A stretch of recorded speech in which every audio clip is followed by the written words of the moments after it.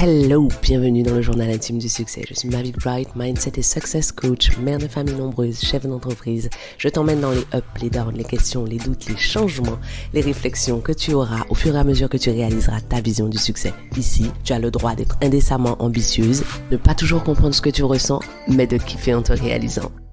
Essayez d'imaginer la scène. Vous êtes dans un lieu public dans lequel vous arrivez pour vous détendre, passer un bon moment.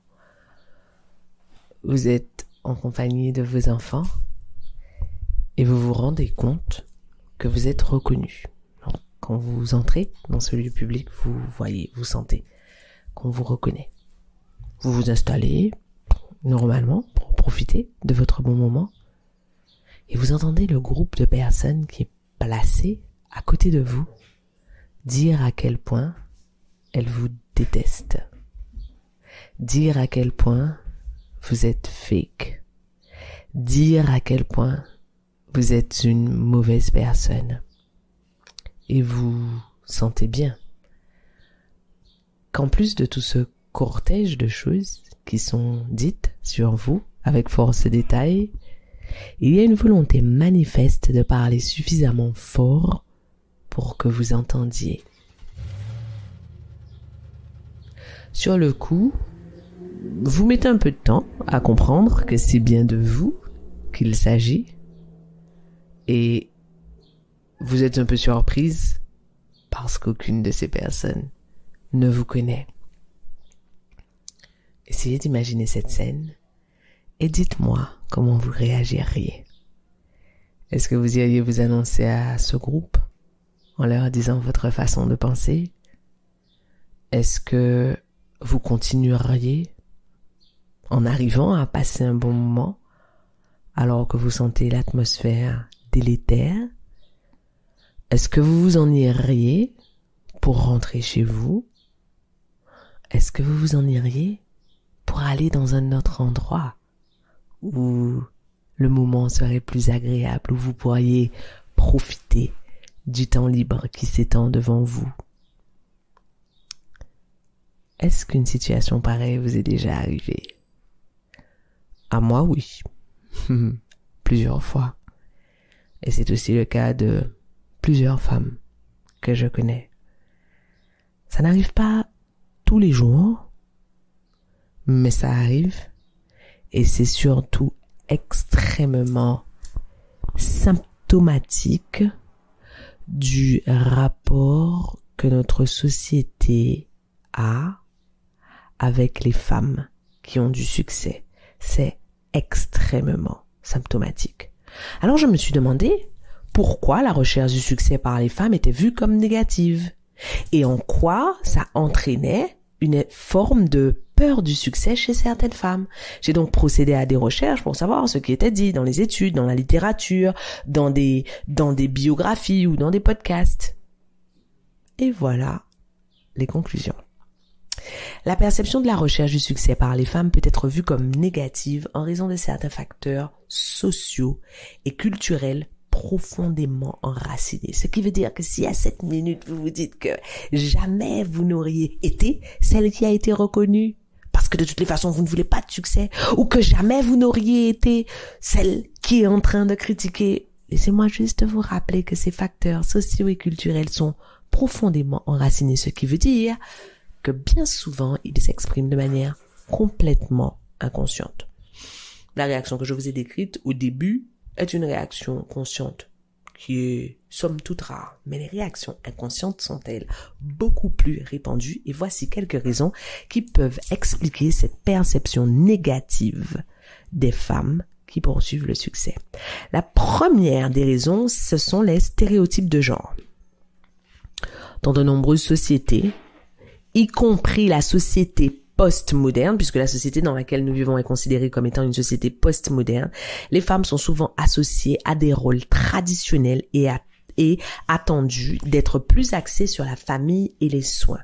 Lorsqu'une femme se concentre sur la poursuite du succès, lorsqu'elle vise le succès, ça peut défier ces attentes, ces injonctions sociétales et remettre en question les normes de genre établies. Et arrêtez-vous tout de suite si vous croyez que les hommes sont les seuls attachés aux normes et aux stéréotypes de genre. Les femmes, comme les hommes, sont attachés aux normes et aux stéréotypes de genre dans la mesure où ils régissent pas mal des pans de la société.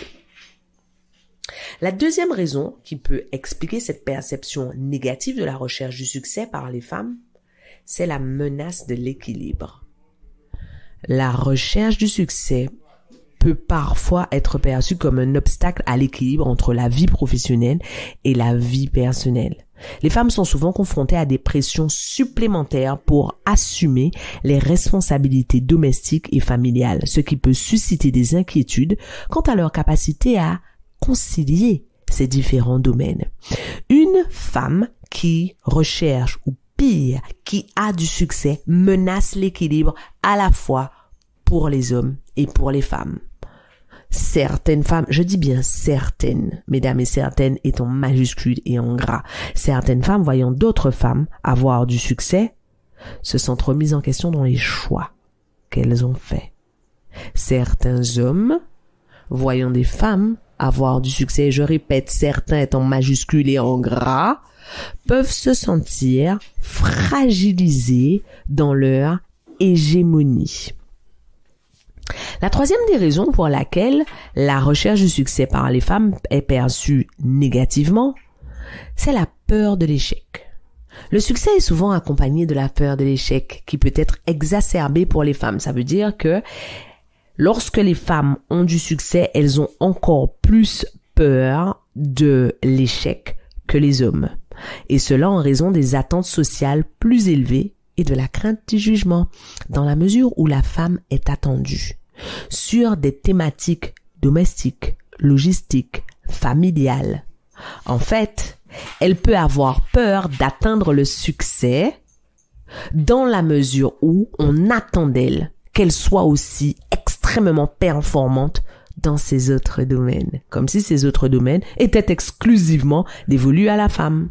La pression pour réussir dans un environnement où les femmes sont moins représentées peut engendrer une peur du succès, parce que ça implique à ces femmes d'affronter la solitude de la sous-représentation et de faire face à des défis supplémentaires. Évidemment, plus vous allez monter dans la hiérarchie, cela est prouvé par de nombreuses études, plus vous allez monter dans la hiérarchie dans une société, plus vous allez monter en niveau de revenus, plus vous allez monter en niveau de responsabilité, plus vous allez monter en niveau de visibilité et plus vous serez esselé, moins il y aura de femmes avec vous. Ce qui veut dire que vous serez plus exposé autant aux personnes qui vont vanter vos mérites qu'aux personnes qui vont vous critiquer. D'autre part, vous serez exposé à des défis supplémentaires. Quand vous accédez à un espace dans lequel le genre féminin est sous-représenté, il y a fort à parier que les paradigmes même, les normes même selon lesquelles fonctionne cet espace dans lequel vous êtes sous-représenté soient calibrés pour le genre qui est surreprésenté. Et puis il y a aussi, en quatrième raison, les jugements et les critiques. Les femmes qui réussissent, les femmes qui ont du succès sont, selon des études, soumises à des critiques et à des jugements plus sévères de la part de la société. Je suis sûr que si vous faites une petite recherche rapide sur Google, vous verrez comment on traite les femmes ministres qui décident d'avoir un enfant. Soit, quand elles décident d'avoir un enfant et de s'occuper de cet enfant, on leur dit qu'elles n'auraient pas dû accepter la responsabilité parce qu'elles n'en ont rien à fiche de leur responsabilité. Soit, si elles décident de retourner au boulot, au bout d'une semaine, on leur dit qu'elles n'en ont rien à fiche de leur enfant, etc., etc. De toute façon, quel que soit le choix que fait la femme qui accède à un milieu dans lequel elle est sous-représentée, elle s'expose à des jugements et à des critiques de la part des hommes comme des femmes. Elles peuvent être perçues soit comme trop ambitieuses, trop égoïstes, soit comme négligeant leur rôle traditionnel. Cette critique sociétale et sociale peut entraîner une réticence compréhensible à poursuivre activement le succès. Vous n'avez pas tort, mesdames. Vous n'êtes pas à condamner. Vous n'avez pas à culpabiliser si vous renoncez au succès. C'est dommage, c'est vrai. Mais toutes ces raisons peuvent l'expliquer. On peut comprendre que vous n'ayez pas envie d'être des punching balls. On peut comprendre que vous n'ayez pas envie d'être exposé aux critiques de vos pairs, de vos congénères, d'autres femmes comme vous ou d'hommes. On peut comprendre qu'à certaines périodes de votre vie, eh bien, vous choisissiez de faire l'impasse sur votre succès parce que vous ne vous sentez pas apte à affronter la douleur, les vicissitudes qu'il peut y avoir dans l'exposition. Et puis, il y a ma petite raison chouchoute, celle dont on ne parle pas assez. L'une des raisons de la perception négative de la recherche du succès par les femmes, c'est la norme de modestie et d'humilité. Les femmes sont encouragées même inconsciemment par la société, par les familles, par l'entourage, par l'establishment, à être modestes et à minimiser leur accomplissement. La recherche du succès peut être perçue comme une violation de ces normes, ce qui peut entraîner une peur d'être jugée comme arrogante, prétentieuse ou d'être carrément déchue de sa féminité. Alors, c'est important quand même de s'arrêter à ce moment et de souligner que ces perceptions sont basées sur des stéréotypes et des attentes de genre. La prochaine fois que vous serez dans le groupe en train de critiquer une femme, en vous disant que de toutes les façons, elle a les dents qui rayent le parquet, elle est trop ambitieuse, elle néglige sa famille, ou elle n'est pas suffisamment élégante, ou elle n'accorde pas suffisamment de temps aux siens, qui ne se sont jamais plaints la plupart du temps, ou en tout cas s'ils se sont plaints, ils ne se sont certainement pas plaints à vous. La prochaine fois, rappelez-vous que les stéréotypes et les attentes de genre ne reflètent pas la réalité de la valeur et du potentiel des femmes. Ça ne reflète pas la réalité de la valeur de notre potentiel. Chacune d'entre nous a le droit de poursuivre ses objectifs et son succès. Et la société doit reconnaître et soutenir ses aspirations sans les juger négativement. Et savez-vous quoi? La société, c'est nous. Est-ce qu'on peut s'arrêter une minute et analyser nos comportements? Est-ce qu'on peut s'arrêter une minute et penser au dialogue intérieur qu'on nourrit au sujet de ces personnes dont on imagine ou dont on décide ou dont on juge qu'elles ont du succès? Et maintenant, j'ai une question. Demain, quand votre fille aura du succès, qu'est-ce que vous voulez pour elle? Est-ce que vous voulez qu'elle puisse s'appuyer sur le fait que vous ayez pavé la route pour elle? Est-ce que vous voulez qu'elle puisse évoluer dans une société dans laquelle elle aura le droit de poursuivre ses rêves les plus dingues parce qu'elle sera moins exposée à la douleur de la critique et du jugement? Si c'est le cas, je ne vous exhorte même pas à poursuivre votre vision du succès. Je considère que ça demeure personnel. Mais si c'est le cas, je vous exhorte à être intentionnel dans les jugements conscients et inconscients que vous émettez au sujet des femmes qui ont du succès. Allons plus loin. Comment se manifestent les stéréotypes de genre dans la société occidentale postmoderne? Quelles sont les façons subtiles dont ces stéréotypes de genre se manifestent? Les stéréotypes de genre se manifestent de façon subtile mais persistante. Voici quelques exemples de ces manifestations subtiles. Alors, les rôles de genre traditionnels. Malgré les progrès vers l'égalité des genres, les rôles traditionnels basés sur le genre persistent encore dans notre société. Les femmes sont souvent perçues comme étant responsables des tâches domestiques et des soins aux enfants, tandis que les hommes sont associés à des rôles plus actifs et compétitifs. Ces attentes de genre peuvent limiter les choix et les opportunités des individus. Et si à cette minute vous vous dites non, moi j'ai une vision plutôt égalitaire, j'élève mes filles et mes fils dans une vision égalitaire des rôles de l'homme et de la femme, est-ce que quand vous répartissez les rôles à la maison, vous dites « je fais ci, un tel fait ça » ou est-ce que si votre partenaire est un homme, et où est-ce que vous dites « un tel m'aide avec la maison, un tel m'aide avec les enfants ». Comment ça un tel vous aide? Comment ça un tel vous aide? Tant que vous êtes dans une relation d'aide, vous considérez donc que cela relève de votre responsabilité. Et finalement, quelle que soit l'aide qui vous sera accordée, ce sera toujours bien, parce que c'est de l'aide et que c'est facultatif. Je vais vous donner un autre exemple. Quand une petite fille joue avec des poupées, on dit elle joue à la maman. Quand un petit garçon joue avec une poupée, on dit « il joue à la maman ». C'est un jeu pour les filles. Comment ça, il joue à la maman? Non, il joue au papa. Parce que les papas aussi s'occupent des bébés, les prennent dans leurs bras, les rassurent. N'est-ce pas, mesdames? La deuxième façon subtile dont se manifestent les stéréotypes de genre, c'est la discrimination salariale. Alors, je sais pas vraiment si on peut considérer ça comme une manifestation subtile, mais j'imagine que c'est subtil dans les sociétés francophones dans la mesure où le salaire, l'argent, les montants qu'on gagne sont tabous. Les disparités salariales entre les hommes et les femmes persistent dans de nombreux domaines professionnels. Les femmes sont souvent payées moins que leurs homologues masculins pour un travail équivalent, et ça reflète des stéréotypes de genre qui sous-estiment la valeur du travail des femmes et renforcent l'idée qu'elles sont moins méritantes financièrement. Et si vous vous dites à cette minute, ouais, mais je suis victime du fait qu'on ne me paie pas autant. 1. Quelles sont vos capacités de négociation? 2. Combien de fois est-ce que vous négociez? 3. Combien de fois est-ce qu'à la cafette on vous entend dire je veux gagner de l'argent mais je veux pas être riche non plus? Vous avez déjà entendu un homme dire ça? Est-ce que vous savez que les statistiques le prouvent? Les hommes négocient mieux, les hommes négocient plus souvent et les hommes font plus souvent que les femmes des points d'étape. Vous savez ce que ça donne de pouvoir faire plus souvent des points d'étape? C'est que ça vous donne l'opportunité plus régulièrement de dire à vos supérieurs, tu as vu, là j'ai réussi, tu as vu, là j'ai tout déchiré. Alors que quand vous attendez la fin de l'année, que vous acceptez qu'on attende exclusivement la fin de l'année, eh bien vous serez la plupart du temps jugé a posteriori sur les résultats et globalement sur des critères émotionnels, ce qui n'est pas le cas pour les hommes. La troisième façon dont se manifeste subtilement les stéréotypes de genre, c'est dans le leadership et la prise de décision.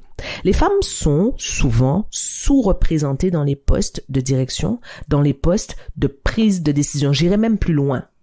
Pas seulement dans les postes de direction et de prise de décision, mais dans les rôles de direction et de prise de décision, parce que vous n'êtes pas obligé d'occuper un poste pour avoir un rôle. Que ce soit dans les entreprises, en politique ou dans d'autres domaines. Or, quand vous regardez les infos, qu'est-ce que vous voyez? Vous voyez des entreprises. Vous voyez un univers politique. Ça veut dire quoi? Ça veut dire que les petites filles qui regardent la télé voient un monde dans lequel les femmes sont sous-représentées au niveau où on prend des décisions. Du coup, les stéréotypes de genre vont influencer les perceptions selon lesquelles les femmes seraient moins compétentes ou moins aptes à prendre des décisions importantes, ce qui limite encore une fois leur accès à des rôles de pouvoir et d'influence. Troisième façon dont se manifestent les stéréotypes de rôle et de genre. La pression sur l'apparence. Les femmes sont souvent soumises à une pression sociale accrue en ce qui concerne leur apparence physique. Les normes de beauté rigides et irréalistes peuvent créer des attentes et des jugements basés sur l'apparence, ce qui peut affecter la confiance en soi et la perception de la valeur personnelle des femmes. Pourquoi? Quand un homme devient grisonnant, c'est charismatique, c'est sexy. Pourquoi quand une femme devient grisonnante, elle se laisse aller? Même quand une femme devient grisonnante, la plupart d'entre nous, lorsque nous laissons nos cheveux poivre et sel, avons recours à des teintures pour homogénéiser, pour glamouriser le poivre et sel. Pourquoi un homme, lorsqu'il se met, selon les études, se met à gagner plus d'argent, il prend du poids et se met à avoir un petit ventre, là où une femme qui se met à gagner plus d'argent perd en moyenne une taille? Parce qu'il y a une pression sur l'apparence. Une femme qui réussit doit avoir une certaine apparence. Et donc, certaines femmes qui, inconsciemment, ne se sentent pas capables ou n'ont pas envie d'aller chasser ce stéréotype physique peuvent s'interdire d'accéder à leur vision du succès. Dernière façon. Alors, dernière façon parmi celles que j'ai choisies, j'aurais pu rester une nuit entière à vous présenter des façons dont les stéréotypes de genre se manifestent dans notre société postmoderne. C'est la double contrainte. Les femmes peuvent être confrontées à une double contrainte où elles sont censées être à la fois ambitieuses et assertives tout en étant douces et attentionnées. Les femmes peuvent être critiquées ou jugées lorsqu'elles adoptent des comportements perçus comme trop masculins ou trop féminins, ce qui crée une tension entre des attentes sociétales complètement contradictoires et irréalistes. C'est important de noter que ces manifestations subtiles de stéréotypes de genre peuvent varier selon les contextes culturels, selon les individus et ne représentent pas une liste exhaustive. Par contre, il est aussi important de souligner l'importance de continuer à s'engager pour abolir les préjugés de genre et promouvoir une véritable égalité. Mesdames, vous avez droit au succès. Vos femmes ont eu droit au succès. Nos mères et nos grands-mères se sont battus pour qu'on accède à ce qu'on a aujourd'hui. Et je continue de dire que je ne crois pas qu'il faille anéantir les hommes, être meilleurs que les hommes, en vouloir aux hommes. Non, je crois qu'il faut que nous soyons plus assertives, que nous soyons plus intentionnels, de façon à pointer du doigt les comportements déviants inconscients et à proposer des alternatives qui seront profitables pour les deux sexes, parce que je ne crois pas non plus que même le stéréotype dans lequel est enfermé l'homme dans la société moderne soit si confortable que ça pour lui. Bon, j'ai hâte d'avoir vos retours, de savoir ce que vous en pensez. C'est possible. C'est possible à condition que nous soyons conscients de la portée et du rôle de formatage qu'ont chacun dans nos comportements. Je vous laisse là, je pourrais vous parler encore une nuit entière de ce sujet et je vous envoie des paillettes de canon. J'y crois pas, c'est déjà terminé, on se laisse là. Merci de m'avoir accordé votre temps. Pensez à vous abonner à ce podcast et à me laisser une revue. Et au cas où vous vous demanderiez quel intérêt vous auriez à vous abonner à ce podcast et à laisser une revue, en plus du fait que vous seriez toujours notifié de l'arrivée de nouveaux épisodes, si vous vous abonnez, ce podcast aura de plus en plus de succès. Et s'il a de plus en plus de succès, ce que les ambitieuses comme vous et moi pensons sera de plus en plus répandu. Et si c'est de plus en plus répandu, on va créer un monde de femmes puissantes. Rêvons ensemble d'un monde dans lequel le succès des femmes est normalisé. Un monde dans lequel aucune ne prend ombrage de la puissance de l'autre. Voilà à quoi ça servirait que vous vous abonniez et que vous laissiez une revue. Je serai contente de vous voir sur mon Instagram. D'ici là, à bientôt au prochain épisode.